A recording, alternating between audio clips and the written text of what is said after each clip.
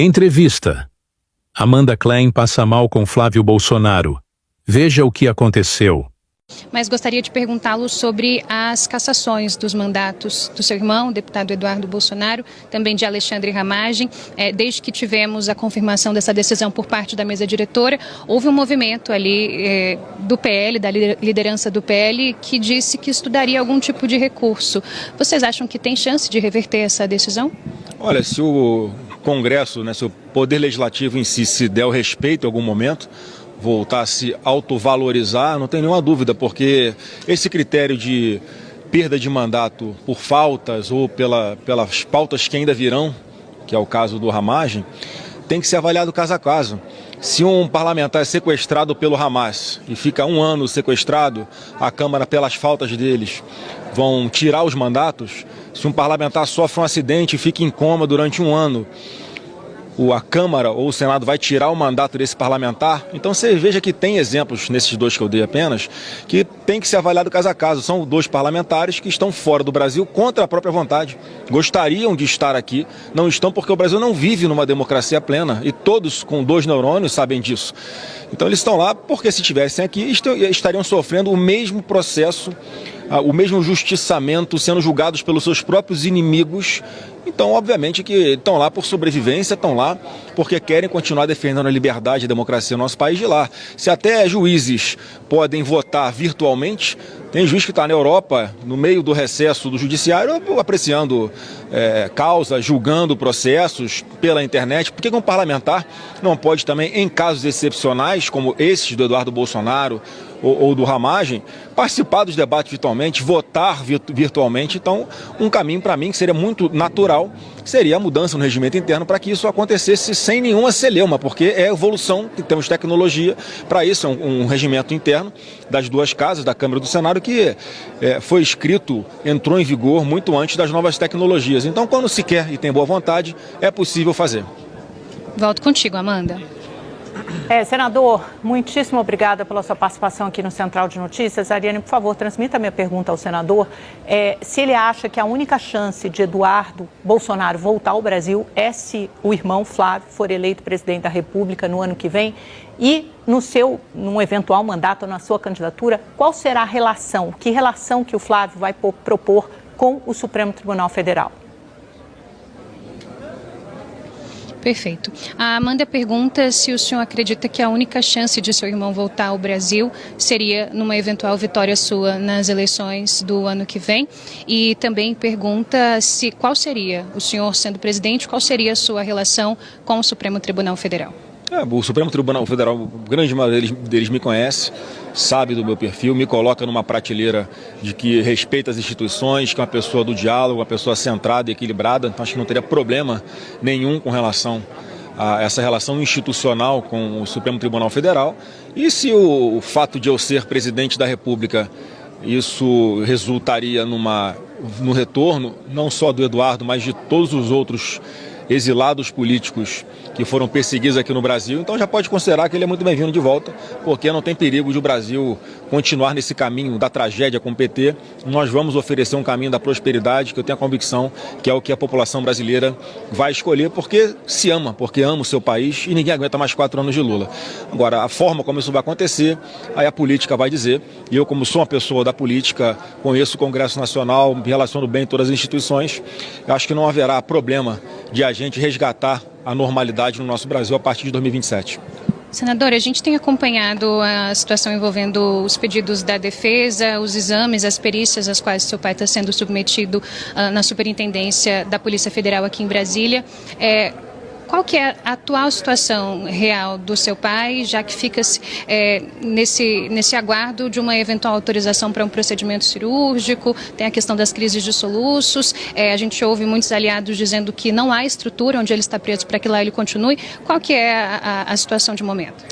O Brasil inteiro sabe que é uma pessoa de 71 anos de idade, desde que tomou aquela facada de um ex-militante do PSOL, nunca mais a saúde dele foi a mesma, não está em condições ali na sede da Polícia Federal.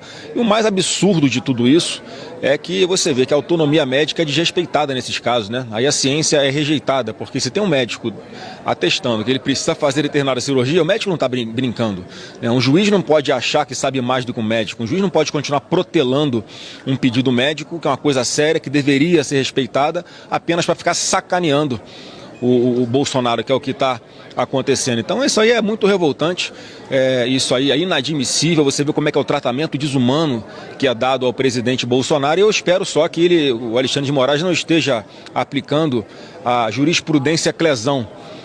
Falo Clezão porque o Clezão faleceu na cadeia por omissão do Alexandre de Moraes, que simplesmente não decidiu sobre 14 pedidos da sua defesa para que o Clezão fizesse tratamento médico fora do local onde ele estava, para que ele fosse para um hospital, e o Alexandre de Moraes simplesmente não decidiu. Então, mais uma vez, ele fica enrolando, ao invés de tomar uma decisão logo e deixar o presidente Bolsonaro fazer o tratamento de saúde dele a pedido médico. Ninguém está brincando, ninguém está querendo esconder nada, ninguém está querendo induzir, né, o Alexandre de Moraes a nada, só quer que respeite a autonomia médica, porque nessa questão de saúde, quem tem a palavra final é o médico, não é o juiz, né? Então, eu espero que mais rapidamente possível essa autorização aconteça. Eu não vejo nenhum sentido em ficar confirmando e reconfirmando um pedido médico para que o presidente Bolsonaro faça uma cirurgia. Isso é uma desumanidade e é completamente desnecessário. Estão brincando com a vida do meu pai lá na sede da Polícia Federal.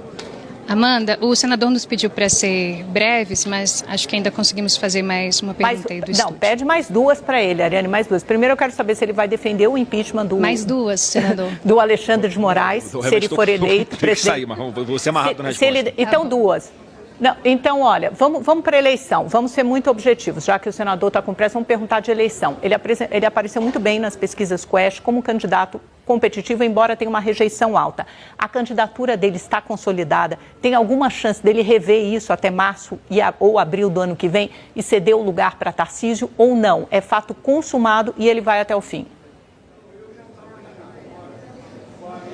Amanda te pergunta, cita algumas das pesquisas da Quest que mostram aí as projeções para as próximas eleições, se de fato a candidatura do senhor está consumada, vai até o fim, independente do que acontecer.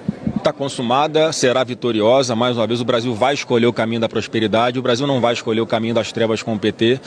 As pesquisas, até muita gente está sendo pega de surpresa, porque há um crescimento gigantesco de forma bastante rápida, inclusive superior a qualquer outro nome que estava sendo colocado aí na mesa para concorrer com o atual presidente da República.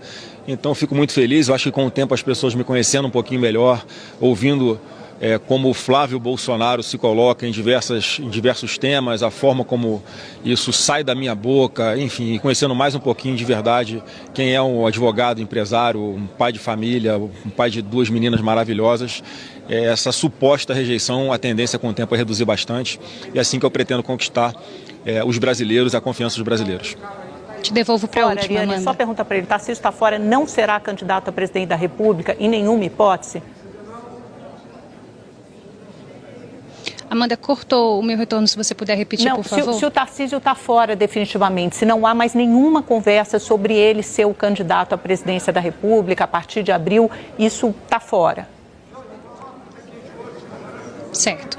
Amanda pergunta se Tarcísio de Freitas está fora dessa disputa, se não há chances, posta a sua candidatura, de ele ainda figurar nesse cenário eleitoral do ano que vem.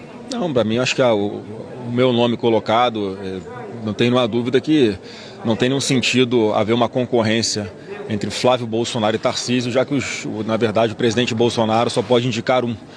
Então, o Tarcísio, ele já manifestou apoio a mim em mais de uma oportunidade. Ele já vinha falando da sua intenção e do seu desejo de concorrer à reeleição no estado de São Paulo. E é uma pessoa que tem a nossa total confiança, é uma pessoa que é do nosso time. É um governador super bem avaliado, que faz um trabalho excepcional e que, não tenho dúvida, vai ser fundamental nessa nossa estratégia nacional. Já saí de São Paulo com uma votação bastante expressiva e superior à concorrência, e isso vai ser potencializado com o palanque do Tarcísio de Freitas concorrendo à reeleição como governador de São Paulo. Então, a nossa aliança é para o futuro, para as próximas décadas, e não tem intriga que vá conseguir separar Flávio Bolsonaro e Tarcísio de Freitas.